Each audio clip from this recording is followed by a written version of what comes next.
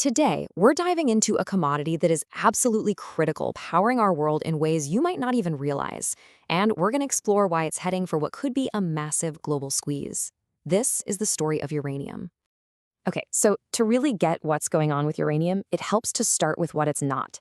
Think about a metal we all know, like copper. Its demand is spread out all over the place. Construction, electronics, cars, you name it. No single sector really calls the shots. But uranium? Well, it's the complete opposite. It's a market with this incredible, almost dangerous imbalance, where one single use dictates pretty much everything. And this chart just lays it all out perfectly. I mean, look at that. The vast majority of all the uranium consumed on the entire planet, we're talking about 90%, is funneled into that one giant blue circle, nuclear power for electricity. Everything else, all those other, smaller but critical uses, they're just fighting for the scraps. This lopsided structure, that's the key to this whole story. So, let's start by getting to know that behemoth, the absolute giant that dominates the uranium market, the global power grid. 90%. Just let that number sink in for a minute. 9 out of every 10 kilograms of uranium mined goes to one thing: generating electricity. This isn't like oil, with demand coming from cars and plastics and heating. For uranium, it's almost all about just keeping the lights on. So who exactly is this giant consumer? Well, it's not just one country. It's more like a small, exclusive club of nations. The US is the biggest player, for sure, but the real story on this slide? Look at China's trend. Rapid growth. That's a huge deal because policy decisions in just these few countries can send massive ripples through the entire global market. They just hold such a huge slice of the pie.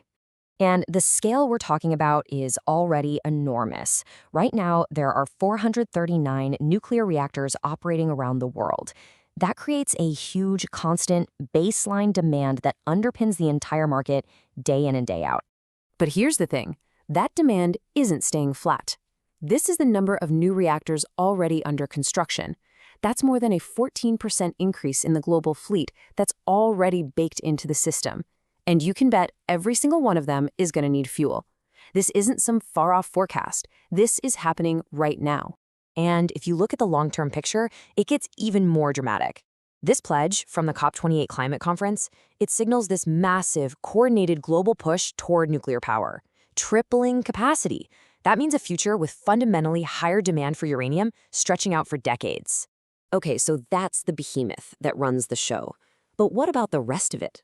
We've talked about the 90%, but what's hiding in that other 10%? It might be small, but let me tell you, it is packed with applications that are absolutely critical for medicine, for defense, and for technology. You could call them the hidden heroes of the uranium market.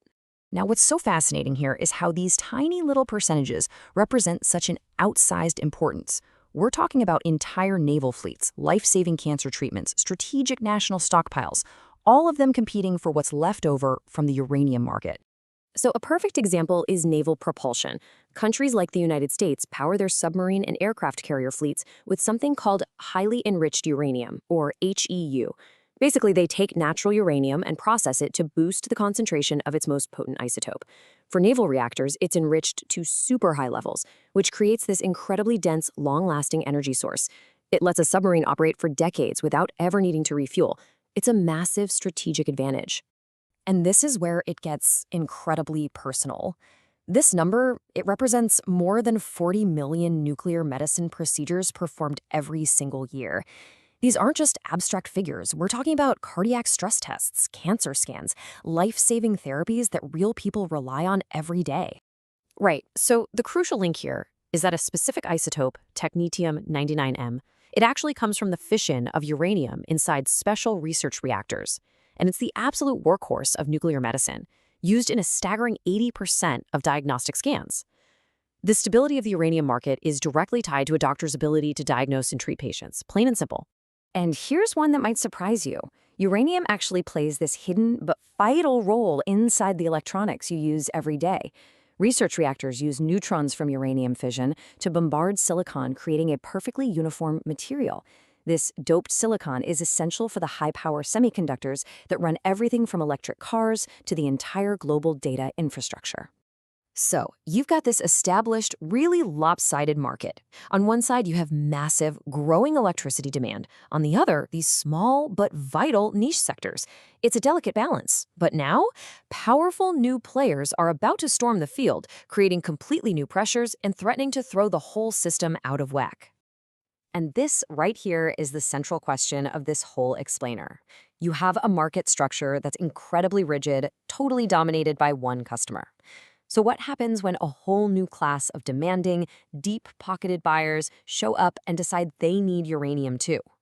And these new buyers, they aren't small. First up, AI data centers. We're talking about an absolutely massive global build-out of incredibly power-hungry buildings. Tech giants are quickly realizing that the old power sources just can't keep up, and they are actively looking at nuclear. Which brings us to small modular reactors, or SMRs. See, unlike the giant, old-school plants, SMRs are designed to be smaller, factory-built, and way more flexible. That makes them perfect for powering anything from a remote mine to a data center campus. And beyond that, you've got some really ambitious future tech just over the horizon. This is it. This is where all the pieces finally click together. The concentrated old-school demand, the critical niche users, and these powerful new players are all on a collision course. And that collision, that's what creates the coming uranium squeeze. The problem is, the market is already in a deficit. This chart makes it crystal clear. Even before these new AI and SMR demands really start kicking in, the world is already using way more uranium than its mines are producing. That gap is being filled by pulling from finite stockpiles, and that can't last forever. And this supply situation is incredibly fragile. It's not just a numbers game, it's a geopolitical one. Look at this. Production is highly concentrated in just a few countries, and crucial steps in the fuel cycle, like enrichment, that's the industrial process you need to turn uranium into fuel, are controlled by geopolitical rivals. This creates a huge choke point in the supply chain, making the whole thing vulnerable to shocks, sanctions, and political games. So let's circle all the way back to our first picture of the market, but now with all this new context. When that massive new demand from data centers and next-gen reactors fully hits, it isn't competing on a level playing field. It's slamming into this incredibly unbalanced system.